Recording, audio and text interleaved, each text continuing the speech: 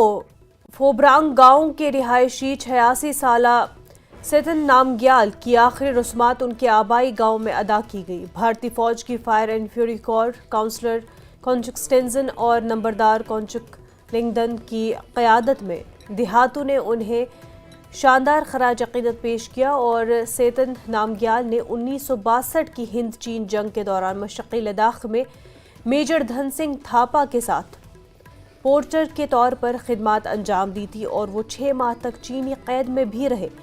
उनकी आखिरी रस्मात आज सुबह अंजाम दी गई।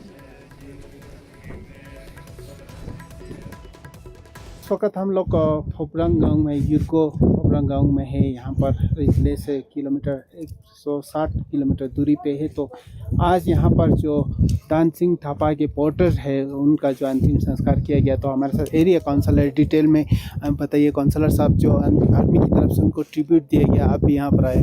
जी बिल्कुल, ये ज़रूरी भी था क्योंकि उनका कंट्रीब्यूशन जो है पूरे देश को नहीं भूलना चाहिए। क्योंकि 1962 में जिस समय हम भारत और चीन के साथ जो लड़ाई लड़ा गया ये सिरजाप 1-2 में और इसी तरह रिजंगला में, तो सिरजाप 1-2 में भी हमारे जो जीआर के उस समय फोर्स थे, उस समय मिस्टर सेतन नामग्याल जो है एज अ पॉनी पोर्टर के हिसाब से वो वहाँ पे काम कर रहा था।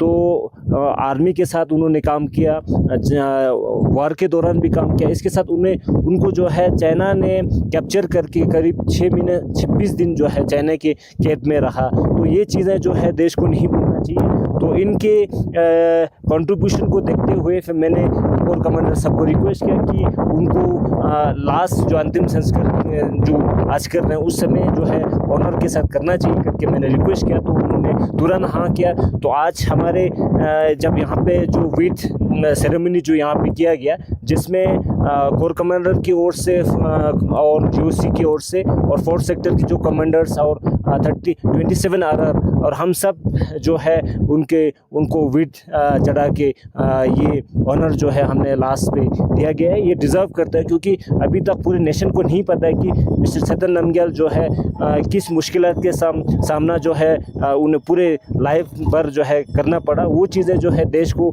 पता होना चाहिए। तो आज आर्मी की ओर से अच्छे ऑनर के साथ उनको विदा किया। जी।